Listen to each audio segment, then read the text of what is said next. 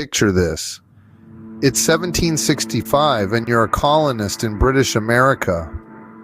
Suddenly you're asked to house and feed British soldiers. That's the reality of the Quartering Act of 1765. In the aftermath of the 7 Years' War, the British Parliament enacted this legislation to address the financial strain of keeping troops in the American colonies. Colonial assemblies were compelled to provide housing, provisions, and other accommodations for these soldiers. If barracks weren't available, the colonial authorities had to find alternative lodging, such as inns or barns, even stables. Not only that, but they were also expected to supply the soldiers with firewood, bedding, cooking utensils, and other necessities, all at their own expense. This act, an attempt to manage the expenses of a distant conflict, would come to be seen as a stark intrusion into the lives of the colonists. Little did the colonists know, this act would stir up a revolution. The Quartering Act was more than just an inconvenience. It was a violation of colonists' rights and freedoms. Let's delve deeper into how this legislation impacted the colonists. Picture this. You're a colonist in the mid-18th century. Suddenly, you're asked to house, feed, and cater to British soldiers right in your own home. This wasn't just an imposition, it was an invasion of personal space and a violation of what the colonists considered their basic rights. The colonists were no strangers to the presence of British troops. But the Quartering Act took things to a whole new level. Now they were expected to accommodate these soldiers during peacetime, a concept that was both strange and alarming. The presence of standing armies during a time of peace was seen as unnecessary and intrusive. It was a constant reminder of British authority in their daily lives, a symbol of control that was hard to ignore. The act didn't just require housing, it was the expectation of providing firewood, bedding, cooking utensils, and other essentials that added to the colonists' burden. The cost was not just financial, it was also about the loss of autonomy, the threat to their way of life. This was their land, their homes, and now they were being asked to share it with the very people they perceived as a threat to their freedoms. The colonists didn't take this lying down. They voiced their opposition and resentment to this imposition. They saw the act as an encroachment on their personal property and local governance. It was, in their eyes, a clear violation of their rights. But the Quartering Act wasn't just about the housing of soldiers. It was a symbol of the growing chasm between the colonists and the British authorities. It was a manifestation of the colonists' growing discontent and their desire for autonomy. The act became a rallying point, a symbol of British overreach and the colonists' fight for their rights. This act was a catalyst, heightening tensions between the colonists and British authorities. It was a spark that lit the fuse, setting in motion a series of events that would change the course of history. The Quartering Act was not a standalone issue, it was part of a series of measures that added fuel to the fire of colonial discontent. Imagine being a colonist during these times. You've just been told you're obligated to house and feed the very soldiers who represent the power you've grown to resent. But that's not all. You're also dealing with other legislative acts passed by the British Parliament, such as the Stamp Act and the Townshend Acts. The Stamp Act of 1765 was another thorn in the side of the colonists. This law required them to pay a tax on every piece of printed paper they used. From legal documents to newspapers, even playing cards weren't exempt. The colonists saw this as another attempt by Britain to flex its muscles and exert control over their lives, all the way from across the Atlantic. Then came the Townshend Acts of 1767, which imposed duties on a range of goods imported into the colonies, including glass, lead, paints, paper, and tea. The revenue generated was used to pay the salaries of governors and judges, further tightening Britain's grip on the colonies. The colonists saw this as yet another infringement on their rights and a blatant display of British dominance. The protests began to bubble up.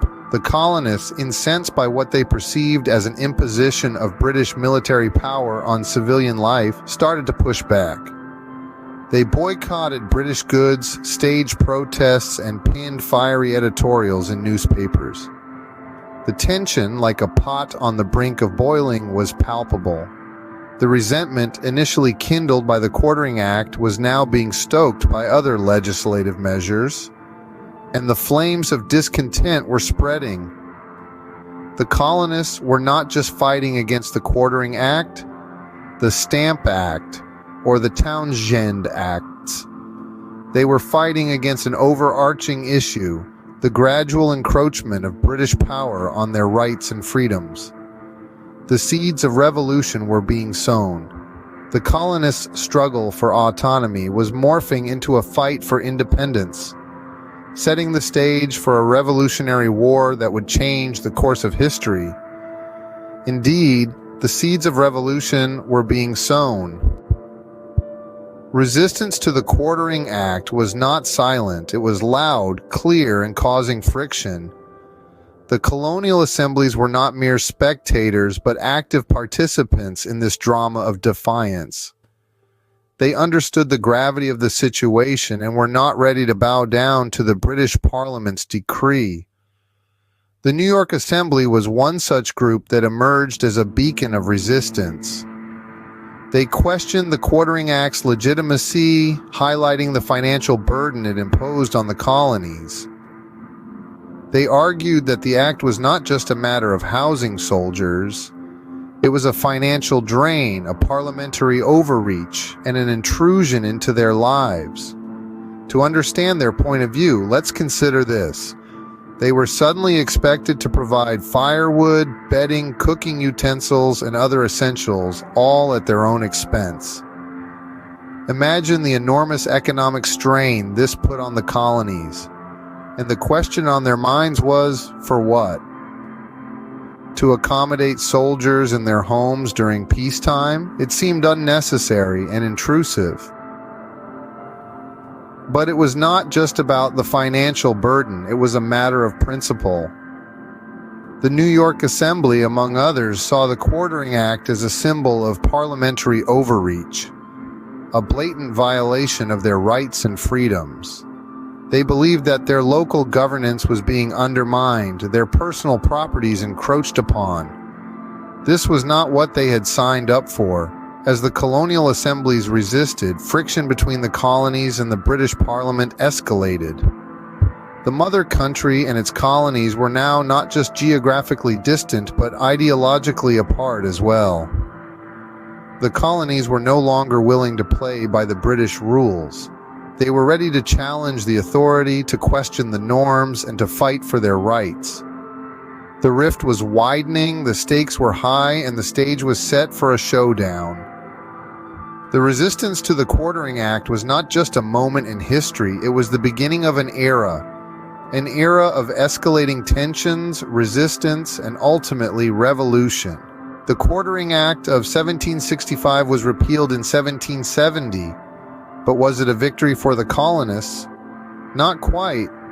In truth, the repeal was merely a precursor to an even more contentious piece of legislation. 4 years later, in 1774, the British Parliament rolled out a modified version of the Act.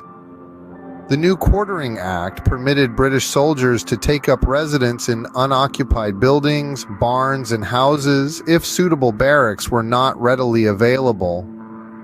This revision, while seemingly less intrusive, still placed a significant burden on the colonists.